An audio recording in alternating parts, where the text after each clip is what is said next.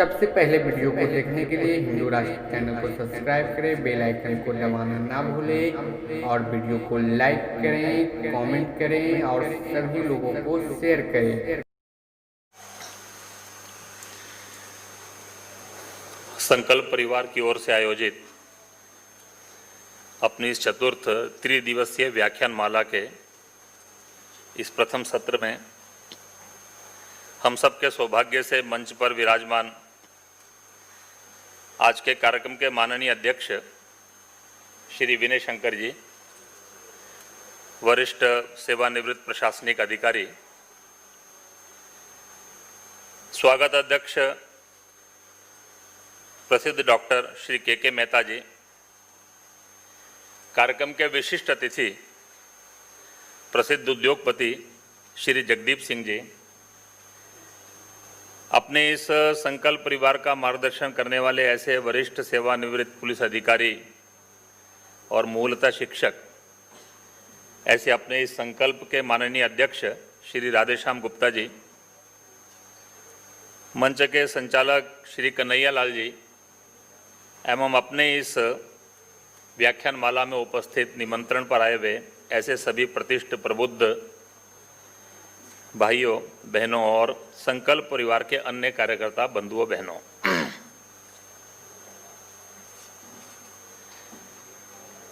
अपने इस व्याख्यानमाला में जो मेरे सामने विषय आप सबको प्रस्तुत करना है, तो पहली बात तो मैं एक जरूर बताना चाहता हूं कि मैं कोई एकेडमिक आदमी नहीं हूं और केवल विनम्रतावश नहीं कह रहा, वास्तविकता यही है। बहुत कोई इन सब विषयों का मैं बहुत बारीकी से अध्ययन करता हूं, मेरे पास बहुत आंकड़े हैं, तथ्य हैं और जिनकी आवश्यकता वास्तव में प्रशासनिक सेवा में जाने वाले ऐसे सब प्रतियोगी छात्रों को रहती है, वो भी नहीं है। परंतु देश भर में घूमने के कारण से, बहुत तरह के लोगों से मिलने के कारण से मेरे अपने कुछ अनुभव हैं, आकलन हैं, एक्सपीरियंसेस एंड ऑब्जर्वेशंस हैं और उस एक्सपीरियंसेस और ऑब्जर्वेशंस के आधार पर जो केवल मेरे नहीं है, जिन लोगों से मेरा मिलना हुआ उन सबके वो सामूहिक हैं। तो मैं आपके सामने एक पर्सपेक्टिव, एक दृष्टिकोण रखने का प्रयास करूंगा।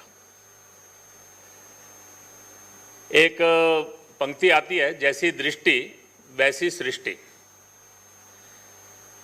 कुल मिलाकर व्यक्ति का जैसा दृष्टिकोण होता है वैसा ही उसकी फिर रचना भी बनती है। हम में से बहुत सारे लोग समाज जीवन में अभी भी बड़ी भूमिका निभा रहे हैं और बहुत सारे लोग आने वाले समय में भी निभाएंगे। तो ऐसे सारे लोगों के लिए एक पर्सपेक्टिव का एक महत्व रहता है, एक दृष्टिकोण का महत्व रहता है। उसी को मैं आपके साथ चर्चा करने का प्रयास करूंगा। विषय बहुत विस्तृत है, इसलिए उसकी बहुत विस्तार में नहीं जाऊंगा, लेकिन कुछ मुद्दे मैं छेड़ने का जरूर प्रयास करूंगा। सुरक्षा का जो विषय है वो हर युग में महत्वपूर्ण था। ऐसा कोई कालखंड नहीं है, राष्ट्रों का बनना बिगड़ना, उसके अंदर आंतरिक और बाह्य अनेक प्रकार की चुनौतियां उस समय की परिस्थितियों का स्वरूप रहता है। लेकिन आज के समय में ये केवल महत्वपूर्ण नहीं है, ये जटिल भी हो गया है, बहुत कॉम्प्लेक्स इशू बन गया है। हम लोग जब पढ़ना शुरू हुए थे तो सारी दुनिया में, अपने में से जो थोड़ा एक पीढ़ी पहले के लोग हैं उनको जरा ज्यादा ध्यान में है कि 60, 70, 80 के दशक में सारी दुनिया में एक डिबेट चलती थी कि दुनिया में सबसे महान शक्ति कौन सी। तो post second world war the scenario जो था, that was the bipolar world. दुनिया दो ध्रुवों में बटा हुआ था, एक यूएसएसआर, एक अमेरिका।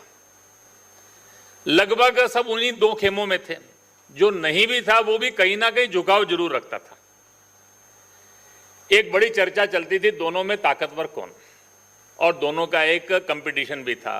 अंतरिक्ष में कौन जाएगा, चांद पर कौन जाएगा, परमाणु विस्फोट कौन करेगा, हाइड्रोजन बम कौन बनाएगा, किसके सी कैरियर्स ज्यादा हैं, दुनिया के कितने स्थानों पर किसके अड्डे ज्यादा हैं। ये सब चर्चाएं चलती थी और दुनिया एक बहुत लंबे समय तक एक शीत युद्ध की छाया में रहा और ये निर्णय नहीं हो पाता था दोनों में ताकतवर कौन सा है। लेकिन इतना पक्का था कि दुनिया की दो बड़ी महाशक्तियां थी, एक यूएसएसआर, एक अमेरिका।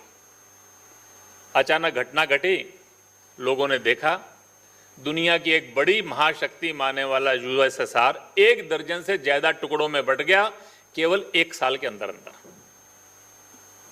कोई युद्ध हुआ क्या? कोई आक्रमण हुआ क्या? कोई युद्ध नहीं, कोई आक्रमण नहीं। 50 साल तक दुनिया की एक बड़ी महाशक्ति माने जाने वाला यूएसएसआर वो बिखर गया। अभी तक वो संभला नहीं है। कोई कहता है परसेप्शनल वार में हार गया, कोई कहता है फूड सिक्योरिटी खत्म हो गई, लेकिन इतना पक्का है ना युद्ध था ना आक्रमण था, लेकिन दुनिया की एक बड़ी महाशक्ति टूट गई। फिर एक 90 के दशक में चर्चा शुरू हो गई, अब दुनिया का नेतृत्व कौन करेगा? तो एक निश्चित हो गया कि 21st century it will be a unipolar world. 10 साल दुनिया का नैरेटिव यही था, विमर्श यही था। अमेरिका का दुनिया के सारे 10 प्रथम देशों का जो मिलिट्री बजट था उससे ज्यादा अमेरिका का बजट था 90 के दशक में। दुनिया की बड़ी इकोनॉमिक पावर, दुनिया की एक बड़ी मिलिट्री पावर, अमेरिका का राष्ट्रपति यानी दुनिया का सबसे ताकतवर आदमी। लोगों ने मानना शुरू कर दिया कि आने वाली 21वीं शताब्दी के अंदर it will be America century. That was the narrative post USSR collapse. लेकिन एक दिन केवल 15 मिनट के अंदर 11 सितंबर 2001 उस 15 मिनट के अंदर 3 जहाज उड़े। अमेरिका की मिलिट्री माइट का प्रतीक पेंटागन, अमेरिका की आर्थिक शक्ति का प्रतीक ट्विन टावर और अमेरिका की प्रभुसत्ता का प्रतीक अमेरिका का राष्ट्रपति, तीनों के ऊपर वो जहाज भी अमेरिका के थे। कहां से थे, कौन थे? केवल 15 मिनट के अंदर वो ट्विन टावर ध्वस्त हो गया, पेंटागन का एक हिस्सा टूट गया, वो जहाज पहले क्रैश कर गया, अमेरिका के राष्ट्रपति का व्हाइट हाउस बच गया। 24 घंटे तक अमेरिका के राष्ट्रपति को एक गुप्त सुरक्षित स्थान पर रखा गया, कहीं दूसरा अटैक ना हो जाए अपने देश के अंदर। वो अमेरिका जिसका कोई पड़ोसी देश नहीं था। तब तक दुनिया के अंदर एक अनजान सा जानने वाला आतंकवादी संगठन, कौन से देश के लोग थे किसी को मालूम नहीं। बाद में उस पर किताबें छपी, लेकिन अमेरिका की प्रतिष्ठा को धूल दूसरित होने में 15 मिनट से ज्यादा नहीं लगे। अजय अमेरिका का जो नैरेटिव था वो समाप्त हो गया। बहुत बड़ा अरब स्प्रिंग चला, जिसको आज का वेस्ट एशिया कहते हैं, नॉर्थ अफ्रीका कहते हैं। उस सारे क्षेत्र में, अरेबियंस के उस क्षेत्र में कितने ही देशों के अंदर सत्ताएं परिवर्तित हो गई। किसने किया, कौन है? इतना पक्का है कि इन सब देशों के अंदर ये जो चैलेंजेस आए वो दुनिया के परंपरागत चैलेंजेस नहीं थे। हजारों वर्ष तक दुनिया का इतिहास एक ही था, युद्ध, आक्रमण, जय, पराजय, उससे देश बनते थे और बिगड़ते थे। अभी ऐसा नहीं है। सुरक्षा का जब विचार करना है तो सुरक्षा का मतलब केवल माइट नहीं है, सुरक्षा का मतलब केवल सेना नहीं है, युद्ध नहीं है। भारत की सबसे बड़ी जो चुनौती मैं कभी कभी सुरक्षा के बारे में समझता हूं तो ऐसा है कि दुनिया कभी भी इतना इंटरडिपेंडेंट, इंटरकनेक्टेड नहीं था जितना आज है। ऐसा दुनिया कभी थी नहीं। इस इंटरडिपेंडेंट, इंटरकनेक्टेड दुनिया के अंदर अभी सुरक्षा का प्रश्न जो है ये केवल सेना, प्रशासन, शासन, इस पर नहीं छोड़ा जा सकता। भारत में सबसे अधिक जो चुनौती है वो यह है कि सामान्य व्यक्ति इस सुरक्षा के प्रश्न को अपना प्रश्न मानता नहीं है, इसके लिए अपना दायित्व कोई मानता नहीं है, उसकी कोई भूमिका है ये उसके ध्यान में नहीं है। आम लोगों का क्या मानना है, ये बड़े बड़े एडमिनिस्ट्रेटिव ऑफिसर, आईएफएस, मिलिट्री के लोग, अधिक से अधिक सरकार में बैठे हुए लोग, ये उनका प्रश्न है, ये सामान्य समाज का विषय ये नहीं है। एक पंक्ति आती है चाणक्य की, वो उस कालखंड के अंदर कई अंग्रेजी में उसका एक अनुवाद करके मैं बताऊंगा, क्योंकि मैंने जहां पढ़ी वो अंग्रेजी में ही थी। If you knew your adversary and enemy fully, अगर आप अपने शत्रु और प्रतिद्वंदी, केवल एनिमी नहीं, enemy and adversary both, and has deterrent power also, then and then you can live in peace for 100 years। दुनिया में 100 साल तक अगर आप शांति से रहना चाहते हो, केवल 100, हमेशा नहीं, तो उसकी गारंटी किस बात के ऊपर है कि आप अपने शत्रु प्रतिद्वंदी को अच्छी तरह से समझते हो और आप उसके प्रति एक प्रतिरोधक, उसकी चुनौती देने वाली एक डेटरेंट पावर भी आपके पास है। then and then you can live in peace। Bharat की जो सबसे बड़ी समस्या है, हमारे यहां दूसरों का अध्ययन करना, ये हमारी आदत नहीं है।